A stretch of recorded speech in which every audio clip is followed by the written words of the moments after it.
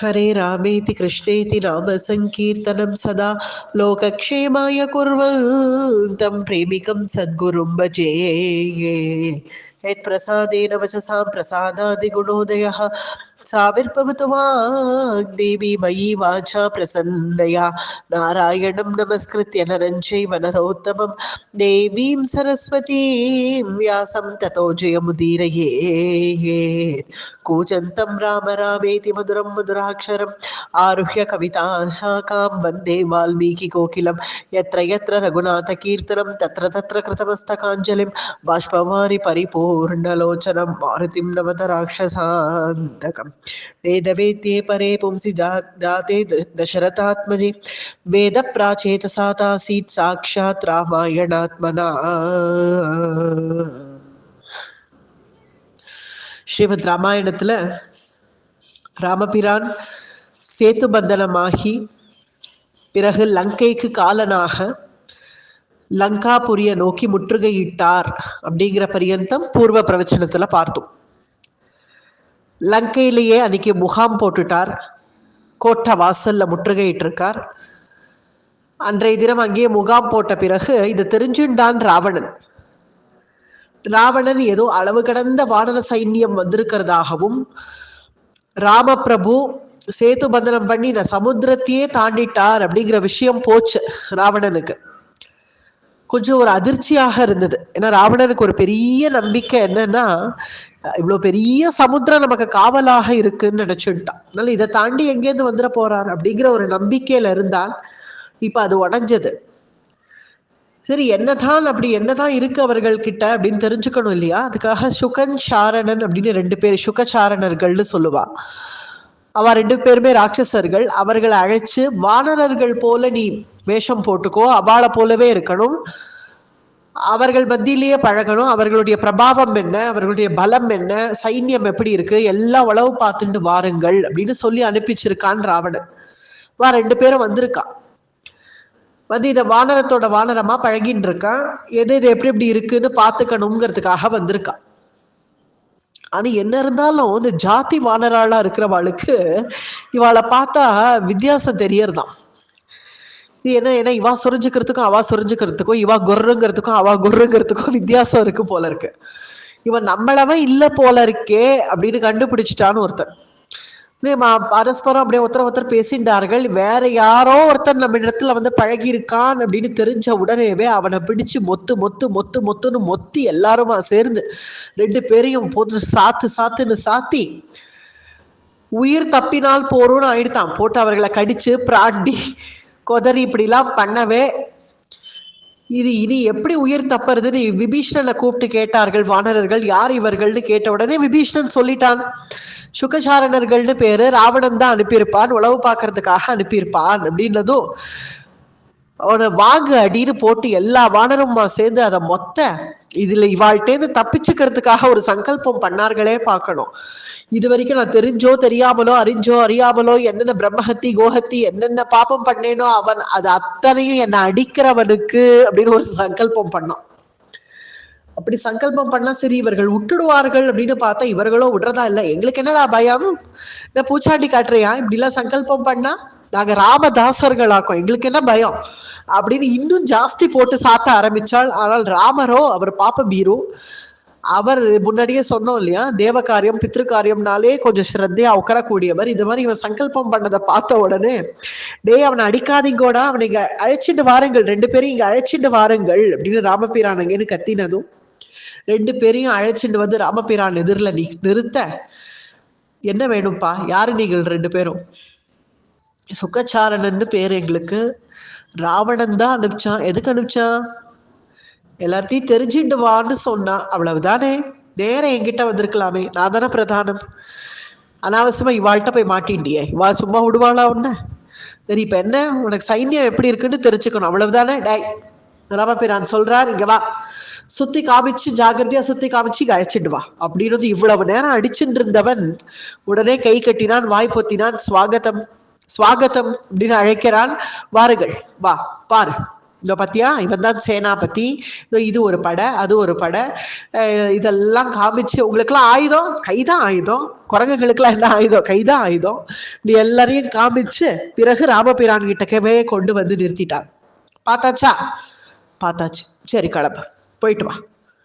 அனுப்பிட்டார் ராமபிரான். அறக்குறை மனசா திரும்புகிறார்கள். பெருமாள் பக்கத்திலேயே இருக்கலாம் போல இருக்கு. இங்க ராவணன் இடத்துல வந்தாலோ, ராவணன் என்னடா பார்த்தீர்கள் அப்படின்னு கேட்ட உடனே இவா பெருசா ராஜா தசரதோ ராமன் ஒரு ராமாயணம் ஆரம்பிக்க, சகிப்பனா ராவணன் போட்டு செம்மையா 2 பேரையும் அடின்னு அடிச்சு, பயல்களான என்னுடைய சத்ரு பட்சத்துல போய் நான் தெரிஞ்சுட்டு வாருங்கள், அவர்களுடைய வீரம் என்ன சைன்யம் என்னன்னு தெரிஞ்சுட்டு வாருங்கள்னு சொன்னா அவனை பத்தி புகழறியா என்னிடத்தில் அப்படின்னு போட்டு செம்மையா அடிச்சு உதைச்சு அவர்களை அனுப்பி விட்டுட்டு, இனி இவர்கள் வேலைக்கு ஆக மாட்டான். மகோதரன் மகாபாஷ்வன்னு 2 பேர்கள் இருக்கா. அவர்களுக்கு ஏற்கனவே இந்த சைன்யத்தை பத்திலாம் அவ விசாரிச்சிருக்கா, அவர்களுக்கு தெரியும். அவளை அழைச்சிட்டு மொட்டை மாடிக்கு போனாராம் ராவணன். போய் எப்படி யார்கள் வந்திருக்கான்னு பார்க்கலாம் அப்படின்னு மேல கூட்டிட்டு போயிட்டால் மகோதரன் மகாபாஷ்வன். இதே சமயத்துல அங்க ராமபிரானும் அங்க சுமேல பர்வதம்னு ஒரு மலை இருக்கு, அந்த மலை மேல ஏறி நின்றுட்டார். லங்கை எப்படி இருக்கு பார்க்கலாம்னு. இவர்கள் ஏற்கனவே தெரிஞ்சிட்டு இருக்கிறதுனால ராவணனுக்கு பரிச்சயம் பண்ணி வைக்கிறார்கள். அதோ பார்த்தேலா மலை மேல ஒரு மேகம் படர்ந்தது போல இருக்கான் ராமபிரான் அங்க நிக்கிறது. அங்க ஷியாமள வர்ணமா வாட்ட சாட்டமான சரீரத்தோட கூட நீண்டமான புஜத்தோட கூட கையில கோதண்டத்தை வச்சுண்டு நிக்கிறானே அவன்தான் ராமனா. ராமன்னு சொன்னாலே போறோம், ராவணன் சொல்றான் ராமன்னு சொன்னாலே போறோம், அவனை இவ்வளவு வர்ணிக்கணுமா என்ன, மேற்கொண்டு சொல்லு. பக்கத்துல ஸ்வேத வர்ணமா ஒருத்தர் துடுப்பாக இருக்காரு, அவர் தான் லக்ஷ்மணர், ராமருடைய தம்பியா. அங்க பத்தியெல்லாம் இந்த குரங்க பத்தியெல்லாம் சுக்ரீவன், அவன் தான் சுக்ரீவன். உங்களுக்கு அவனை ஏற்கனவே தெரியும், ராவணனுக்கு தெரியும் அவனை. சுக்ரீவன் உங்களுக்கு தெரியுமே, வாலியுடைய தம்பி. பார்த்தேலாம் இவ்வளவு சரணாகதியா கிடக்குறான், வானர சைன்யம் பூரா ராமருக்கே அர்ப்பணிச்சிருக்கானா. அதோ நம்ம ஊருக்கு வந்து கொல்லி வச்சுட்டு போச்சே இந்த குரங்கு, இதோ அங்க நிக்கிறது பாருங்க, அதுதான் ஹனுமன், உங்களுக்கு தெரியுமே. அதோ நிக்கிறது, அதோ பார்த்தீங்களா உங்க தம்பி விபீஷணன் நிக்கிறான் பாருங்க, கை கட்டி வாய் பொத்தி. உங்களுக்கு ஒரு விஷயம் தெரியுமோ, நீங்க உயிரோட இருக்கிறச்சேவே லங்காபுரி ராஜ்யத்துக்கு விபீஷணனை பட்டாபிஷேகம் பண்ணி வச்சுட்டானாம் ராமன். அது அவன் நல்லன்னு பேர், இவன் தான் அணை கட்டி எல்லாரையும் கூட்டின்னு வந்தவன், இவன் நீலன்னு பேர், இவன் ஜாம்பவான்னு பெயர்னு எல்லாரையும் அறிமுகப்படுத்தி வைக்கவே இதெல்லாம் பார்த்துட்டே வரான் ராவணன். இப்படி ராமபிரானும் ராமபிரானும் கவனிக்கல, ராவணன் இங்க நிக்கிறான் நம்மளதான் பார்த்துட்டு இருக்கான்ங்கிறத கவனிக்கல. நீ லங்கை எப்படி இருக்குன்னு பெருமாள் பூர்ணமா கட்டாட்சிக்கிறார். லங்கைய சுத்தி பார்த்துட்டு இருக்கார். ஆனால் சுக்ரீவனோ இது இப்படி, அவன் எப்போதுமே இந்த குரங்கு சேஷ்டை கொஞ்சம் பண்ணுவான் சுக்ரீவன். இது இங்க பார்த்தான் அங்க பார்த்தான், இப்படி இங்கேயும் அங்கேயும் தலையை அசைச்சு பார்த்து அதோ பார்த்துட்டான் ராவணன். 10 தலையை விரிச்சுட்டு அவன் நிக்கவே பார்த்தாலே தெரியறதே ராவணனை பார்த்தானோ இல்லையோ, இங்க குபீர் நீங்க ஒரு பாய் பாஞ்சா நேரங்க ராவணன் எதிரில போய் குதிச்சிட்டான். லங்கைக்குள்ள ராவணன் எதிரில போய் குதிச்சு அவனுடைய மார்புல ஓங்கி ஒரு குத்து விட்டானா. ராவணனுடைய அப்படியே 10 தலையும் கிறுக்கிறுத்து ராவணனுக்கு. அவன் மார்புல ஒரு விசேஷம் இருக்கு, வாரணம் பொருத்த மார்பும் அப்படின்னு அடிக்கடி இப்படி மாற அசைச்சுப்பனாம் ராவணன். என்னன்னு பார்த்தா ஒரு சமயம் தேவேந்திரனோட யுத்தத்துக்கு போனப்போ, தேவாசுர யுத்தம்ங்கிறது பிரசித்தி, அதுல தேவேந்திரனோடவே யுத்தம். அந்த யுத்தத்துல அந்த ஐராவதம் அப்படிங்கிற தேவராஜனுடைய யானையினுடைய தந்தம் ராவணனுடைய மார்ல கொத்தி அந்த தந்தம் முறிஞ்செடுத்து. எப்போதுமே ஒரு முள்ளெல்லாம் குத்திட்டுன்னா அதை எடுத்துடணும், இல்லைன்னா அப்புறம் அது காலையே எடுக்கிறாப்புல ஆயிடும், இல்லை அது செப்டிக் ஆயிடும், என்னென்னமோ பிரச்சனைகள் வரும். அது போல இங்க தந்தமே அவனுடைய மார்புல தங்கிடுத்துங்கிறச்சு அதை எடுத்துட வேண்டாமோ, வைத்தியர்கள்லாம் வர அதை அதை எடுத்துடலாம் ராஜன், இங்க வாருங்கள் அதை எடுத்துடலாம் அப்படிங்கிறார் ராவணன்ட்ட. எடுக்கிறதாவது இது எனக்கு ஒரு பெருமையாக்கும், எப்படி நாராயணனுக்கு ஸ்ரீவத்சமோ அது போல எனக்கு ஐராவதத்தினுடைய தந்தம் இது எனக்கு பெருமை, இதை போய் எடுக்கிறது அது பத்தரை கூப்பிடு அப்படின்னு அழைச்சு அல்ல மரகதம் கௌமேதகம்லாம் வச்சு அதை அலங்காரமாக பண்ணி வச்சுட்டு இருக்கான் அந்த உள்ள இருக்கிற அந்த தந்தத்தை. இப்ப சுக்ரீவன் குத்துல அந்த தந்தம் முறிஞ்சு பிதுங்கிட்டு வெளியில வந்துடுத்தான், தலையெல்லாம் சுத்தி எடுத்து ராவணனுக்கு. பிறகு படேர்னு ஒரு குதிச்சான், யாருடா நீ, சுக்ரீவனா நீ அப்படின்னு உடனே சுக்ரீவனோட யுத்தம் பண்ண ஆரம்பிச்சுட்டான் ராவணன். பரஸ்பரம் ஒருத்தருக்கு ஒருத்தர் மல்லி யுத்தம். மல்லி யுத்தங்கிறது கைக்கு கை சண்டை போட்டுக்கிறது, ஆயுதம்லாம் எதுவும் இல்லாம கைக்கு கை அடிக்கிறது, பிராண்டுறது, கிள்றது, பிசைறது, துவைக்கிறதுன்னு இப்படி ஆரம்பிச்சிட்டார்கள் பரஸ்பரம். பரஸ்பரம் ஸ்வேத திக்த காத்ரௌ பரஸ்பரம் சோணித ரக்த தேஹௌ பரஸ்பரம் ஸ்லிஷ்டித நிருத்த சேஷ்டௌ பரஸ்பரம் ஷால்மல கிம் சுகா விவாகா. ஒத்தர அடிச்சுட்டு பிராண்டிட்டு பிசைஞ்சிட்டு துவைச்சிட்டு இப்படி என்னென்னமோ பண்ண சுக்ரீவனுடைய பிரபாவம் இப்பதான் தெரியறது. இத்தனை நாட்கள் வாலி இருந்ததுனால அவனை தலை தூக்கவே உடல. இப்ப சுக்ரீவன் ராவணனோட யுத்தம் பண்ணிட்டே இருக்கிறச்சு ஏதாவது ஒரு ராவணனுக்கு கிளச்சு போயிட்டானா ஏதாவது ஒரு மாயா விஷயமாக ஏதாவது ஒண்ணு பண்ணி ஒரு தந்திரமாக கையில எடுத்து இவனை தட்டினால் ஒழிய நம்ம தப்பிக்க முடியாது அப்படிங்கிற நிலைமைக்கு ஆயிட்டாலாம் ராவணன். சுக்ரீவன் அடிச்ச இன்னும் ராமரோட யுத்தம் பண்ணா எப்படி இருப்பனோ தெரியல. இப்படி ஆனது இப்படி அவன் தன்னை மாயையால அடிக்க வரான் அப்படின்னு தெரிஞ்ச உடனே சுக்ரீவன் என்ன பண்ணான், உடனே குபீர்னு ஒரு பாய் பாஞ்சான் ராவணன் மேல. அவனுடைய கிரீடத்தை எடுத்துட்டான் கையில. உடனே மறுபடியும் குப்புன்னு போய் அந்த பக்கம் பாஞ்சிட்டான். ராமர் இருக்கிற இடத்துக்கே இந்த சுவேல பர்வதத்துக்கிட்டே பாஞ்சிட்டான் சுக்ரீவன். ராமர் அடிக்கடி சுக்ரீவா சுக்ரீவான்னு கூப்பிடுவார். இங்க பேசிட்டு இருக்கச்சே அப்படி பேசிட்டே இருக்கச்சே சுக்ரீவா அப்படின்னு பார்த்தா இங்க ஆளை காணும் சுக்ரீவனை. எங்கடா போயிட்டான் சுக்ரீவன் எங்கே அப்படின்னு ராமபிரான் தேடிட்டே இருக்கச்சே பார்த்தா அங்க எதிரில ராவணனோட யுத்தம் பண்ணிட்டு இருக்கான். பொழைப்பனா அப்படிங்கிற ஒரு பயம் வந்துடுத்தாம் ராமபிரானுக்கு. ஏன்னா இது நம்ம விரோதிகளுடைய இடத்துக்கு வந்து நிக்கிறோம், சத்ரு பட்சத்துல வந்து நிக்கிறோம். மாயாவிகள் ராட்சசர்கள் அதுவும் குண்டு கட்டியா இந்த மாதிரி பிரதானமா இருக்கிறவர்களை தூக்கிட்டு கூட போயிடுவார்கள். அப்படி இருக்க சுக்ரீவன் போய் இப்படி அனாவசியமா போய் அகப்பட்டுட்டானே. ராவணன் அவ்வளவு எளப்பமா நினைச்சிட்டானே. எதிரியா இருந்தாலும் என்னைக்குமே அவனை மதிக்கணும், அவனை குறைச்சு மதிப்பிடக்கூடாது. ராமர் தான் காட்டுறார். அவன் அப்படி குறைச்சு மதிப்பிட்டுட்டானே சுக்ரீவன். இப்படி போய் அகப்பட்டுட்டானே, இனி சுக்ரீவனை நான் உயிரோட அழைச்சிட்டு போவேனா அப்படின்னு தவிச்சு போயிட்டார் ராமர். அந்த சமயத்துல சுக்ரீவன் ராவணனுடைய கிரீடத்தை எடுத்து நீங்க வந்து பாஞ்சு ராமபிரானுடைய திருவடியில வந்து கிரீடத்தை வச்சு கை குபிச்சு நிற்கிறான். சுக்ரீவா, அந்த கிரீடம் இருக்கட்டும், நீ ஏன்டா இப்படி பண்ற, ஏன் இப்படி பண்ண? உனக்கு ஓம் மேல சுக்ரீவா ராவணன் உன்னை அடிக்கணும்னு இல்ல, உன்னை வதம் பண்ணணும்னு இல்ல உன்னை ஏதாவது செஞ்சு ஏதாவது உனக்கு ஹானி வந்துடணும்னு இல்ல. உன் மேல இருக்கிற ஒரு சின்ன ரோமம் முதிர்ந்தா கூட எனக்கு தாங்காது சுக்ரீவா, அதை நான் சகிக்க மாட்டேன் அப்படிங்கிறார் ராமர். த்வயி கிஞ்சித் சமாபன் கிம் காரியம் சீதையா மம பரதேன மகாபாஹோ லக்ஷ்மணேன யவீயசா சத்ருக்னா ஸ்வஷரீரேண வா புனः த்வயி சாநாகதே பூர்வம் இதி மே நிஷ்சிதாமதிஹி. அழகான ஸ்லோகம்.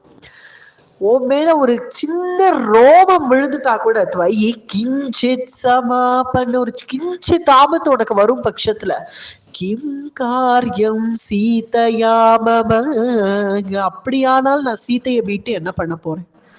உனக்கு ஒரு கிஞ்சித் ஆபத்து வரும் பட்சத்துல என்னைக்குமே தன் ஹிருதயத்துல இருக்கிறது தான் பேசுவார் ராமபிரான்.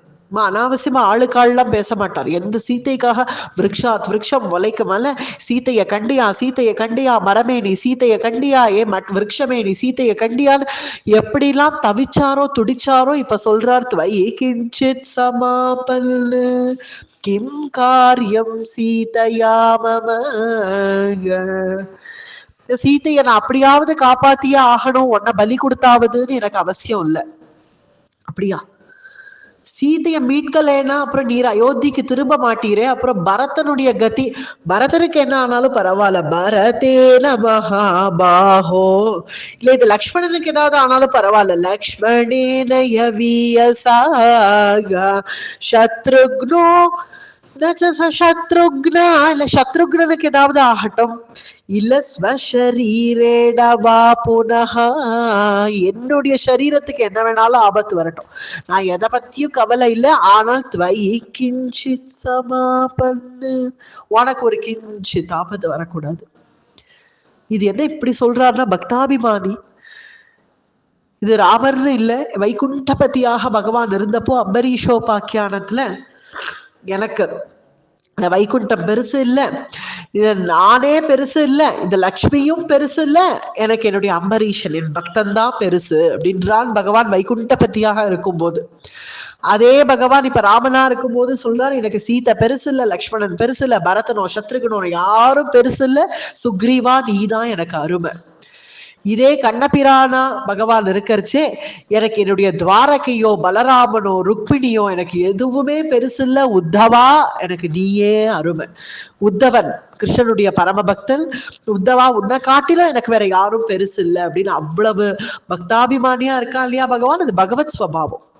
பகவத் ஸ்வபாவம் தன் பக்தனுக்கு ஒரு ஆபத்துன்னு வந்தா தன் ஸ்வயநலத்துக்காக தன் ஒண்ணு செஞ்சுக்கணும் அப்படின்னு நினைக்க மாட்டான். என்னுடைய பக்தனுக்கு ஒரு ஆபத்து வரக்கூடாது, அவ்வளவுதானே பகவான் நினைப்பான். இது பகவத்வம். அதனால இப்ப பகவான் பகவானா பேசுறான். மேலும் சுக்ரீவன் கிட்ட சொல்றான், சுக்ரீவா இதே இது ஒரு சாமானிய ஒரு மனுஷனா இருந்தா, இந்த கட்டத்துல பகவானா இல்லாம ஒரு சாமானிய மனுஷனா இருந்தா, சபாஷ் நல்ல காரியம் பண்ண சுக்ரீவா, நல்லா ஓடும் அந்த பயலுக்கு, சபாஷ் இப்படிதான் பண்ணணும் அப்படின்னு இன்னும் உற்சாகப்படுத்துவான். ஆனா பகவானா இருக்கிறதுனால சொல்றான், சுக்ரீவா இந்த மாதிரிலாம் வாலாட்டக்கூடாது, புரியுறதா? நீ பாட்டு பக்கத்துல என் பக்கத்துல நீ நில்லு போறோம், நான் பாத்துக்கிறேன், சமாளிச்சுக்கிறேன், நீ பக்கத்துல நில்லு போறோம் அப்படின்றதும் சுக்ரீவன் சொல்றான். இல்ல பிரபு, நீங்க அவ்வளவுலாம் வருத்தப்படாதீங்கோ, நீங்க லங்காபுரி ராஜ்யம் வந்ததும் வராததுமா இந்தா உனக்கு விபீஷனான்னு கொடுத்துட்டேன். விபீஷணனுக்கு ராஜா இங்க இருப்பானே, கிரீடம் அங்க இருப்பானே, அதனாலதான் நான் கிரீடத்தை தட்டி பறிச்சுன்னு வந்துட்டேன். விபீஷண மகாராஜா, லங்காபுரி தேசத்து மகாராஜா விபீஷணருக்கு உங்க கையால நீங்க இந்த கிரீடத்தை சாத்திடுங்கோ அப்படின்னதும், என் கையால சாத்துறதை விட லக்ஷ்மணன் கையால சாத்தினா நான் ரொம்ப சந்தோஷப்படுவேன்னு ராமபிரானதை வாங்கி லக்ஷ்மணன் கையில கொடுக்க, லக்ஷ்மணன் கிரீடத்தை சாத்திட்டானாம் விபீஷணனுக்கு. சரி சந்தோஷம், பாருங்கள் செல்வோம், இனி சுவேல பர்வதத்துல இருக்க வேணாம், இறங்கிடுவோம் அப்படின்னு இறங்கி போய் பார்த்தா ஒரு சபை கூட்டினார் ராகவன். இது என்ன, நம்மளும் விளையாட்டு போல இங்க வந்து உட்காந்துருக்கோம், லங்கையிலேருந்து இது நம்மளை விசாரிக்க ஒருத்தர் கூட வரலையே. ஏதோ சுகச்சாரணர்கள் வந்தார்கள், அவர்கள் ஏதோ உளவு பார்க்கிற பேர் வழின்னு வந்தார்கள், போயிட்டார்கள். யாராவது ஒரு விளையாட்டுக்காவது எட்டக்கேந்து ஒரு கல்லை போடக்கூடாதா? இல்ல 14 வருஷம் ராமபிரான் நகரத்துக்குள்ள பிரவேசம் பண்ண மாட்டேன்னு சபதம் எடுத்துட்டு வந்திருக்கார். ஒருவேளை அந்த தைரியத்துல இருக்கார்களா என்னன்னு புரியலையே. அவர்கள் என்ன மனநிலைமையில இப்ப இருக்கார்கள் புரியலையே. சரி, யாரையாவது ஒருத்தர் தூது அனுப்புவோம் அப்படின்னு பார்த்தா அங்க தானே தூது அனுப்பலாம்ங்கிறா. ஏன் அனுமானையே அனுப்பலாமேன்னா, அப்புறம் இருக்கிறவன் இவன் ஒருத்தன் தான் போல இருக்குன்னு அவன் நினைக்க கூடாது. மேலும் பழைய விரோதம் வேற மனசுல இருக்கும், அதனால அங்கதனை தூது அனுப்பலாம் அப்படின்னு அங்கதன் அனுப்புறார்கள். வீதி வழியா போனா யாராவது பார்த்து பிடிச்சிடுவா, அதனால நேர ராவணனுடைய சபையில போய் குதிச்சுடலாம் அப்படின்னு அங்கதன் பார்த்து திடீர்னு அங்க ஒரு குரங்கு இருக்கு. ராவணனுடைய சபையில ஒரு குரங்கு உட்காந்து இருக்கு. குரங்குக்கெல்லாம் இந்த மாதிரி சாமர்த்தியம் இருக்கு. எங்கேருந்தோ பார்த்து திடீர்னு பார்த்தா உள்ள வந்து உட்காந்து இருக்கும். வேற யாருடா இவன், என் சபையில வந்து எப்படி இவன் உள்ள வந்தார், இவனை யாரு உள்ள விட்டது, யாரு என்ன விசாரியுங்கள் அப்படிங்கிறான் ராவணன். யாரு நீ, யாரு நீ, எப்படி நீ உள்ள வந்த அப்படின்னு உடனே, நான் யாருங்கிறது இருக்கட்டும், முதல்ல நீங்க எந்த ராவணன் சொல்லுங்க. எந்த ராவணனா? எத்தனை ராவணன்டா இருக்கா இந்த பூலோகத்துல? நான் ஒருத்தன் தானே இருக்கேன். இல்ல, எனக்கு ஒரு சந்தேகம், அதுதான் கேக்குறேன். அங்க அதன் தலையை சொறிகிறான். நீங்க, நான் சின்ன வயசுல ஒரு ராவணன் பார்த்தேன், அந்த ராவணன் தானோ நீங்க? என்ன, யார பார்த்தேன், என்னடா வளர்ற? யாரு முதல்ல, நீ ஏன் முன்னாடி ஒருத்தன் வந்தானே அவன் தானா இவன் அப்படின்னா? இல்லையே, அவன் பேரு ஹனுமான்னு பேரு, ஆஞ்சநேயன்னு பேரு. அவன் கொஞ்சம் வயசான கிழவனா இல்ல இருந்தான், இவன் யுவாவா இருக்கானே, இவன் அவன் இல்ல போல இருக்கு. பின்ன யாருடா நீ அப்படின்னதும், யாருன்னு சொல்றேன், அதுக்கு தானே வந்திருக்கேன், சொல்றேன், ஏன் அவசரப்படுறேன்? சின்ன வயசுல நான் உங்களை பார்த்திருக்கேனே, பார்த்த மாதிரி இருக்கேன்னா, எங்க அப்பா ஒரு ராவணன் பிடிச்சிட்டு வந்தார், அது நீங்க தான் போல இருக்கு. என்னடா வளர்ற அப்படின்னதும் ராவணன், என் அப்பா பேர் வாலி. வாலி ஒரு சமயம் நல்ல சந்தியாவந்தனம் பண்ணிட்டு இருந்தான், அனுஷ்டானம் பண்ற சமயம் சாயங்கால வேலை. வாலியினுடைய பல பராக்கிரமத்தை நன்னா ராவணன் தெரிஞ்சு வச்சுட்டு இருக்கான். இந்த வாலியை நேரடியா யுத்தத்துக்கு போனா அவனை ஜெயிக்க முடியாதோ என்னவோ அப்படிங்கிற ஒரு சந்தேகம் வந்துடவே, வாலியை நம்ம பின்புறமா போய் தள்ளி விட்டுடலாம் மலையிலேருந்து அப்படின்னு நினைச்சு ராவணன் வாலியினுடைய பின்னாடி வந்து அவனை இறுக்கி கட்டறான். தன்னுடைய 20 கையால வாலி அப்படி இறுக்கி கட்டின உடனே, யாரோ நம்மள அனுஷ்டானத்துக்கு இடைஞ்சல் பண்றாளே யார் அப்படின்னு திரும்பி பாக்குறதுக்கெல்லாம் அப்ப அவகாசம் இல்லையா, அனுஷ்டானம் தான் முக்கியமா வாலி அன்னைக்குன்னு பார்த்து என்ன பண்ணிட்டான், உடனே தன்னுடைய கையை இப்படி இடுக்கிட்டானா. பின்புறமா வந்து ராவணன் 20 கையும் கொடுத்திருக்கானா, அப்படியே இடிக்கின்றான் தன் கையால. இப்படி இடிக்கின்ற உடனே அவனும் இழுத்து இழுத்து பாக்குறான், ஒரு கை கூட வெளியில வரல, 20 கையும் உள்ள போய் மாட்டின்றது. தினசரியே சுருக்க முடிச்சிடுவான் போல இருக்கு சந்தியாவந்தனத்தை. அன்னைக்குன்னு பார்த்து ஏதோத்தமா பண்றான். 1 மணி நேரம் ஆச்சு. மெதுவா ஒவ்வொரு ஸ்லோகமும் மெதுவா ஒவ்வொரு மந்திரமும் சொல்லி சந்தியாவந்தனம் பண்ணி முடிச்சு கிருஷ்ண கிருஷ்ணா அப்படின்னு முடிச்சு கடைசியில சரி ஒரே ஒரு தலையா இருந்தா கூட எப்படியாவது சாட்சி நிக்கலாம்னு பார்த்தா 10 தலை இப்படி அப்படியுமா ஆடுறது, நிக்க முடியல ராவணனால. சரி அனுஷ்டானம் தான் ஆயிடுத்து, இனியாவது திரும்புவான்னு பார்த்தா அவன் வாலியோ தன் வாளை எடுத்து ராவணனுடைய வயிற்றுல ஒரு சுத்திட்டானாம். இப்படி சுத்தின உடனே நேர கிஷ்கிந்தைக்கு போலாமே, என்ன இப்ப மோசம், என்ன நிறைய டைம் இருக்கு, என்ன இப்ப அவசரம், அப்படியே எல்லா மலையும் ஒரு தாவிட்டு போனா போச்சு அப்படின்னு மலைக்கு மலை அப்படியே குதிக்கிறானாம், தாவரானாம். ஒவ்வொரு மலையும் இப்படி தாவரிச்சு ராவணனுடைய மண்டை போய் படான் படேல் அப்படின்னு போய் இடிக்கிறது. ஒரு தலையாவது மிச்சப்படுமான்னு ஆயிடுச்சு இப்ப ராவணனுக்கு. ஒரு மலையில இருந்து இன்னொரு மலைக்கு அவன் பாயிருச்சு, அப்படியே வைத்த பகீருங்கிறது. அப்படி அந்த மலையில போய் அவன் தப் அப்படின்னு இப்படி குதிக்கரிச்சு படார் அப்படின்னு அவனுடைய தலை இடிக்கிறது. இத அவன் போருண்டாப்பா ஏண்டா வந்தோன்னு ஆயிடுத்து ராவணனுக்கு. அவன் அப்படி இப்படி அப்படியுமா ஆடி விளையாடி ராவணனோட ஒரு வழியா கிஷ்கிந்தைக்கு போய் சேர, அப்ப தொட்டில் குழந்தை இந்த அங்கதன் இப்ப இருக்கானே அந்த அங்கதன் தொட்டில் குழந்தை. அவன் முன்னாடி போய், ஐயா அங்கதா, ரொம்ப செல்ல பிள்ளை அங்கதன் வாலிக்கு, உனக்கு நான் ஒரு பம்பரம் வாங்கிட்டு வந்திருக்கேன்டா அப்படின்னாலாம் வாலி. பம்பரம் என்னது பம்பரம்னா, அந்த பம்பரத்தை எப்பவுமே இந்த கயரை எடுத்து இப்படி நாக்கா அதை இழுத்து விடுற ஒரு பேலன்ஸ்ல தான் அந்த டர்ன்னு இப்படி சுத்தும். அது போல தன்னுடைய வாளை எடுத்து இப்படி ஒரு சுழட்டி ஒரு இழுத்து ஒரு விட்டானோ இல்லையோ, ராவணனுடைய 10 தலை 20 கையும் இப்படி டர்ன்னு இப்படி சுத்தவே அதை பார்த்து சிரிச்சானாம் அந்ததன். அந்த வாலி தானா அந்த ராவணன் தானா நீங்கள் அப்படின்னு கேட்ட உடனே, இல்ல அந்த ராவணன் தானா இல்ல வேற ஏதாவது ராவணனா அப்படி கேட்டதும் ரொம்ப அவமானமா போயிடுத்து. பிறகு என்ன ஆச்சுன்னா, ராவணன் பார்த்தானாம். பார்த்து, யார் நீங்கள், எங்க வந்தீர்கள் அப்படின்னு வாலி கேட்கவே, இல்ல உங்களிடத்துல ஸ்நேகம் பண்ணிக்கதான் வந்தேன். ஸ்நேக தர்மமா இது? பின்னாடி வந்து என்னை இறுக்கி கட்டுறேன், இதுதான் உங்க ஸ்நேக தர்மமா? இருந்தாலும் சரி பரவாயில்ல, ஸ்நேகமா இருப்போம் அப்படின்னு சொல்லி அனுப்பிச்சானாம் வாலி. அந்த ராவணன் தானே நீங்கள் அப்படின்னதும், சரி வெளியில அவமானமா இருந்தாலும் அதை வெளியில காமிச்சுக்கல. உடனே அங்கதா என் கண்ணே, நீதான் அங்கதனாடா, என்னுடைய வாலியுடைய பிள்ளை நீதானா? உன் அப்பாவும் நானும் பரம சிநேகிதர்கள், நாங்க 2 பேரும் எப்படி எல்லாம் பழகினோம். உன் அப்பா பத்தியா, உன்னுடைய சித்தப்பன் துரோகி பலி வாங்கிட்டான் பத்தியா அந்த ராமனை வச்சுண்டு. அப்படிப்பட்ட நீ என்கிட்டக்க வந்திருக்கலாமே, ஏண்டாப்பா அங்க போய் சிக்கின்ட்ட? உன்னை நான் வாழ வைக்கிறேன், நீ என்னிடத்துல வந்துடு. உனக்கு சௌலபியமா இருக்கக்கூடிய சில வானர படைகளை எடுத்துட்டு நீ என்னிடத்துல வந்துரு. உன்னுடைய சித்தப்பனை நான் வதம் பண்ணி கிஷ்கிந்தை சாம்ராஜ்யத்துக்கு உன்னை பட்டாபிஷேகம் பண்றேன் வா அப்படின்னு பேதப்படுத்த பாக்குறான் ராவணன். அதை கேட்டதும் உடனே அங்கதன் சொல்றான், அப்படியாகில் இங்க பாரு, நான் உன்னை நம்பல, உன்னை ஒரு காலம் நான் நம்பல. என்னுடைய அப்பனை மல்லாக்க தள்ள பார்த்த நீ, உன்னை எப்படி நான் நம்புறது? ஒருவேளை நான் என் சித்தப்பாவையும் நம்பல, நான் பின்ன எதைதான் நம்புறேன்னா, எங்க அப்பா உயிர் போற திசையில வாலி என் கைய பிடிச்சு ராமபிரான் கிட்ட ஒப்படைச்சிருக்கார். அதனால நான் அவரை தான் நம்புறேன். நான் அவரை தவிர வேற யாரையும் நான் நம்ப போறது இல்ல. அதனால நீ அனாவசிய பிரச்சனைகள் எல்லாம் இப்ப என்கிட்ட கிளப்பி விடாத. நான் வந்த விஷயத்த சொல்லிடுறேன் அப்படின்னு அங்கதன் சொல்றான். ஏதோ இப்ப ராம தூதனாக தான் நான் இப்ப இங்க வந்திருக்கேன். ராமபிரான் சொல்றார், இப்ப சீதா பிராட்டியை இங்க அழைச்சின்னு வந்து வச்சதுனால மட்டும் இப்ப ராமர் கிளம்பி வந்துடல, அது ஒரு பக்கம் இருந்தாலும். ஆனால் இத்தனை நாட்கள் நீ எத்தனை தேவர்களை கஷ்டப்படுத்தினியோ, எத்தனை பதிவிரதா ஸ்திரீகளை கஷ்டப்படுத்தினியோ, எத்தனை ரிஷிகளை கஷ்டப்படுத்தினியோ, அது எல்லாத்துக்கும் ஒரு கூலி இருக்கு. அதை உன வாங்கிட்டு போக சொன்னார். அதை கொடுக்காமல் இப்ப தான் போக போறது இல்லை அப்படின்னு என்கிட்ட சொல்லி அனுப்பிச்சார். யத்யா விஷசி லோகாஸ்திரீன் பக்ஷி பூதோ நிஷாச்சராக மம சக்ஷுஹு பதம் பிராப்ய ந ஜீவன் பிரதியாஸ்யசி. நீ அந்த கூலிய வாங்கிக்காம நீ இந்த திரிபுவனத்துக்கும் ஒரு பக்ஷி ரூபத்தை எடுத்துட்டு கூட நீ எங்க சுத்தினாலும் சரி உன்னை விட போறது இல்ல. பக்ஷி பூதோ நிஷாச்சராக, பிரத்யக்ஷமா தான் வந்திருக்கிறதாகவும் உனக்கு தண்டனை உண்டு அப்படிங்கிறத ஞாபகப்படுத்த சொல்லி என்னை அனுப்பிச்சார். ராவணன் ஏதோ சீதா பிராட்டிய மட்டும் அழைச்சின்னு வந்து இங்க வச்சான்ங்கிறது கிடையாது. நம்ம கிஷ்கிந்தா காண்டம் ஆரம்பத்திலேயே சொல்லியிருந்தோம். பெரிய பெரிய பாபங்கள் எல்லாம் துணிஞ்சு செய்வான் ராவணன்.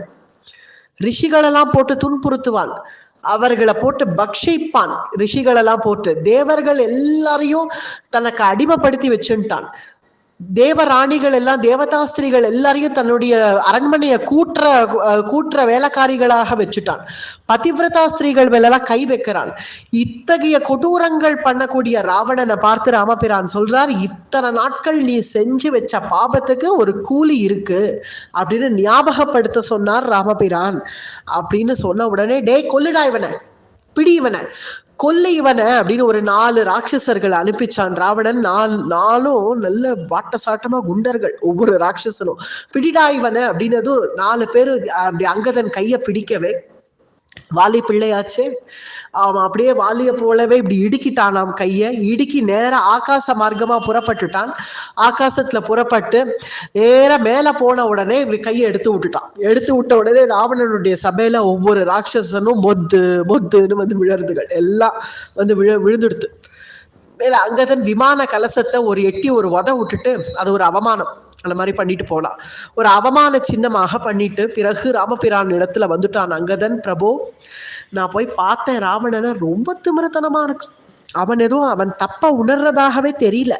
ராமபிரானுடைய உள்நோக்கம் என்னன்னா, இந்த மாதிரி நான் ஒரு கூலி கொடுக்க வந்திருக்கேன் சொல்லு அப்படின்னு சொன்னாலாவது வழிக்கு வந்து சரி சரணாகதி பண்றேன்னு செஞ்ச தப்புக்கு பிராயசித்தம் தேடுவான்னு பார்த்தார்.